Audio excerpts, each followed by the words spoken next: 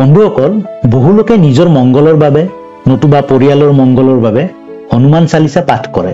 কিন্তু ইয়াৰ মাজতে আপুনি যদি শুদ্ধভাৱে হনুমান চালিসা পাঠ কৰিব নোৱাৰে, তেতিয়াহ'লে হনুমান চালিসা পাঠ কৰাৰ বিৰূপ প্ৰতিক্ৰিয়াহে আপোনাৰ জীৱনত আহিব পাৰে। গতিকে আজিৰ এই ভিডিঅ'টোত আমি আলোচনা কৰিম আপোনাৰ কি কি ভুলৰ বাবে হনুমান চালিসা পাঠ কৰাৰ বিপৰীত প্ৰভাৱ পৰিব পাৰে। মঙলবাৰৰ দিনটোক বালাজী হনুমানৰ বাৰ বুলি কোৱা হয়।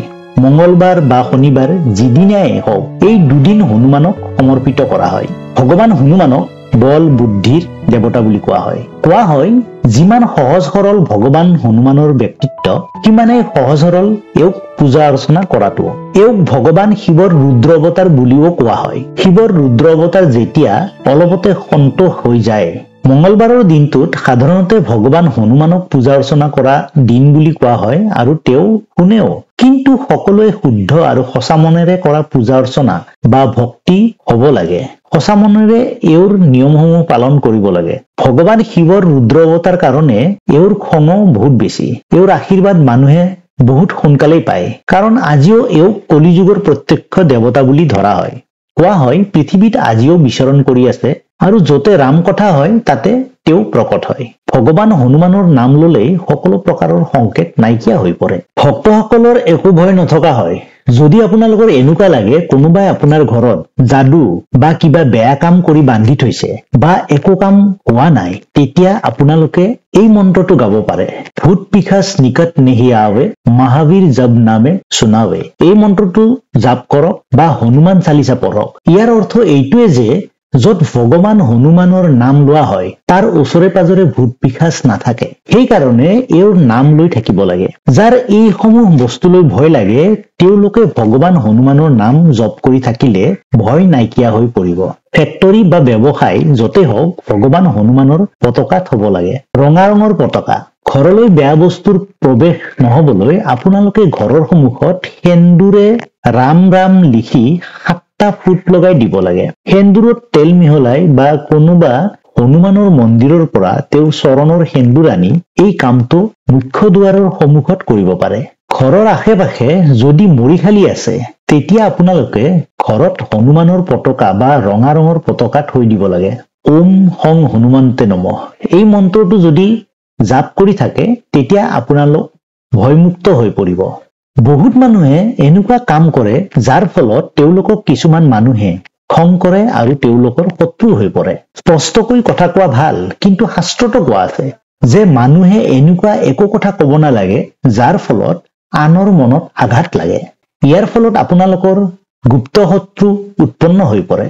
মুখৰ আগত নকলেও কিন্তু মনৰ পৰা আপোনাক ঘৃণা কৰিবলৈ ধৰিব।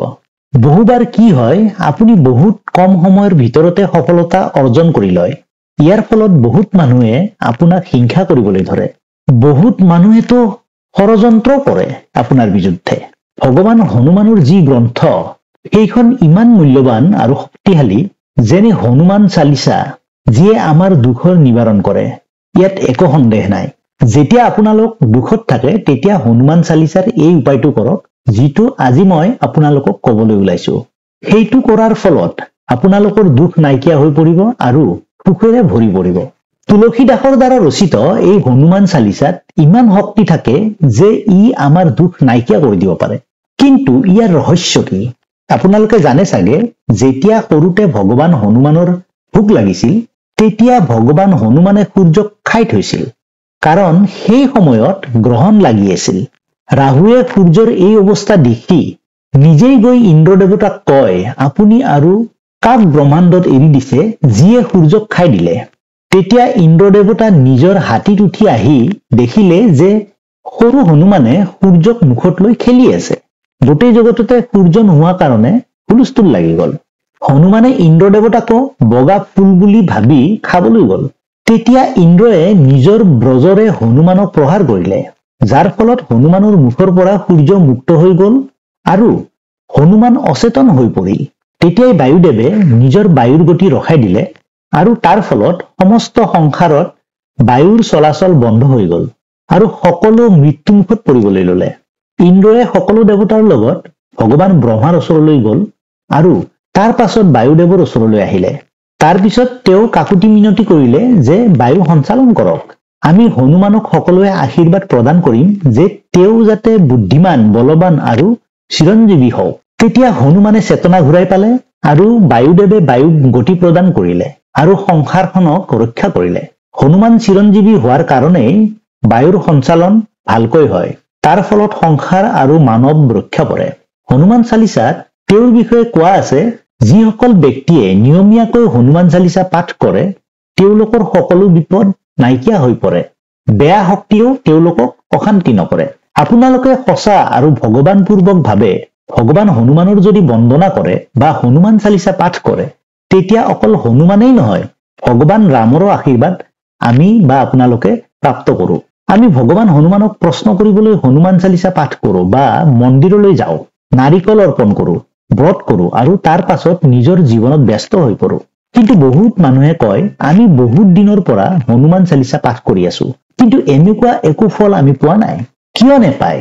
আজি এইটো ভালকৈ জানি লওক। কাৰণ হনুমান চালিচা পাঠ কৰা সকলৰ বাবে কিছুমান কাম বৰ্জিত।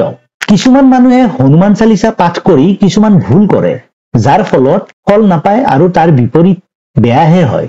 এই মন্ত্ৰটো গাই আপোনালোকে ধ্যান কৰিব পাৰে।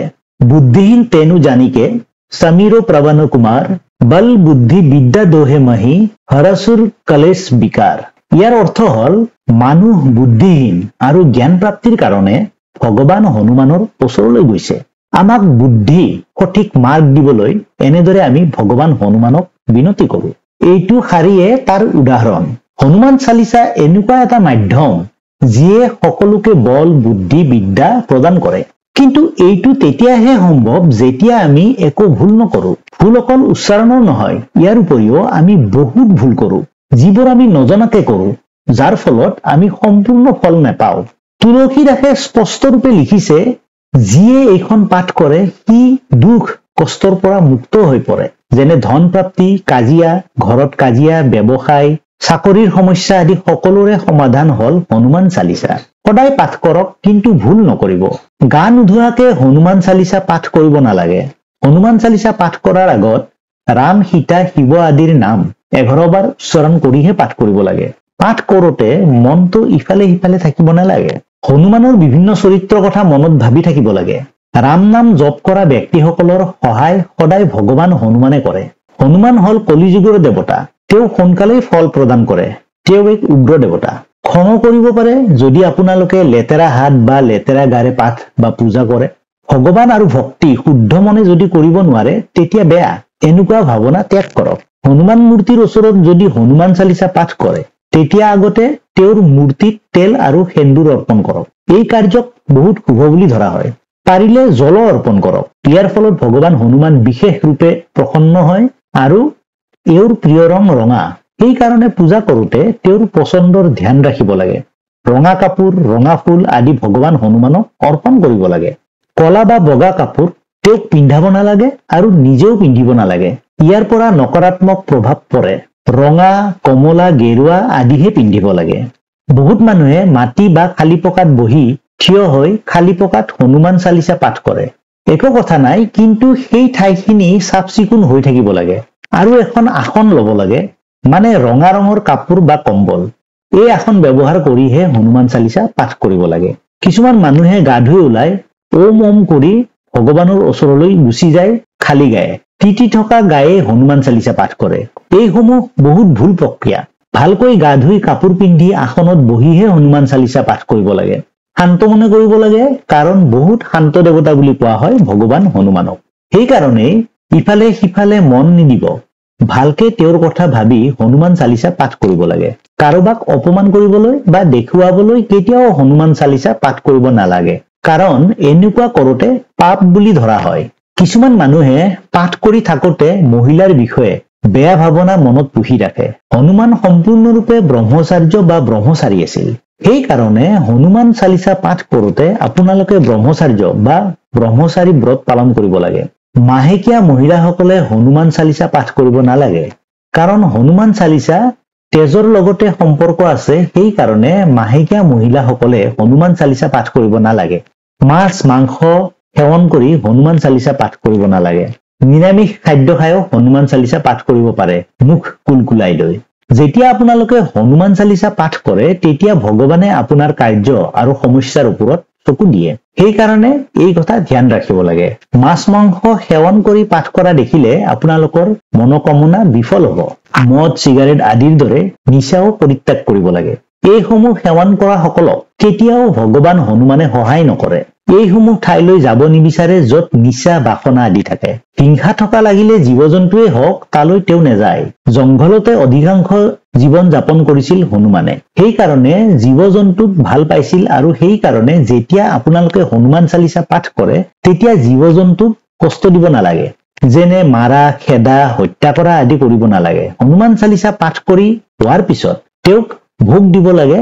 লাগিলে গুড় আৰু বুট দিয়ক। ভোগ দিওঁতে পাৰিলে তুলসী পাত এখিৰাও দিব। বুন্দিয়া খুৰমা আদি দিয়ে আপোনালোকে দিয়ক। লাগিলে প্ৰথমতে তেল আৰু সেন্দুৰ লগাই ভগৱান হনুমানক ফুট দিয়ক। তাৰ পিছত ভোগ দিয়ক। পূজা আৰম্ভ কৰাৰ আগত গণেশ বা পিতৃ মাতৃৰ নাম স্মৰণ আৰু পূৰ্বপুৰুষৰ নাম স্মৰণ কৰিব লাগে। তাৰ পিছত ভগৱান ৰামৰ নাম স্মৰণ কৰি পূজা অৰ্চনা কৰিব লাগে। ৰাতি 9টা বজাৰ পাছত কৰা পূজা অৰ্চনা বহুত ফলপ্ৰসূ হয়। সেইকাৰণে পাৰিলে ৰাতি 9টা বজাৰ পাছত পাঠ কৰিব লাগে। হনুমান চালিচাখন কেতিয়াও মাটিত বা আসন নহলে ভৰিৰ ওচৰত থব নালাগে। এবাৰ পাঠ কৰিবলৈ আৰম্ভ কৰিলে ইয়াক সম্পূৰ্ণ নকৰাকে মাজত কেতিয়াও উঠিব নালাগে। মাজতে ৰৈ ৰৈ কথা পতা বা কিবা কৰা আদি যিমান জৰুৰী হলেও কৰিব নালাগে। কিছুমান মানুহে হনুমান চালিচা পাঠ কৰাৰ মাজতে চাহ পানী খাই লয়। এনেকুৱা কাম কেতিয়াও কৰিব নালাগে। এইসমূহ নকৰাকে নিয়ম অনুসৰি যদি আপোনালোকে হনুমান চালিচা পাঠ কৰে তেতিয়া আপোনালোকৰ মনোকামনা পূৰ্ণ হ'ব। গতিকে দৰ্শকসকল, আজিৰ এই ভিডিঅ'টোৰ পৰা আপোনালোকে গম পালেনে যে হনুমান চালিচা পাঠ কৰাৰ সময়ত কি কি নিয়ম পালন কৰিব লাগে? বন্ধুসকল, আজিৰ এই ভিডিঅ'টো যদি আপোনালোকৰ ভাল লাগিল তেতিয়াহ'লে অনুগ্ৰহ কৰি লাইক বাটনটো টিপি দিব আৰু আপোনালোকে লগতে ভিডিঅ'টো চাই কেনেকুৱা পালে তলত কমেন্ট কৰিবলৈ নাপাহৰিব। আৰু এতিয়ালৈকে যদি মোৰ এই চেনেলটো সাবস্ক্ৰাইব কৰা নাই তেতিয়াহ'লে সাবস্ক্ৰাইব কৰি ৰাখিব আৰু ওচৰত যিটো বেল আইকন আছে বেল আইকনটো প্ৰেছ কৰি দিব। তেতিয়াহ'লে আগলৈ আহিবলগীয়া এনেকুৱা ধৰণৰ ভিডিঅ'সমূহৰ আপডেট আপোনালোকে পাই থাকিব। গতিকে আজিলৈ এইখিনিতে শেষ কৰিছো। ধন্যবাদ।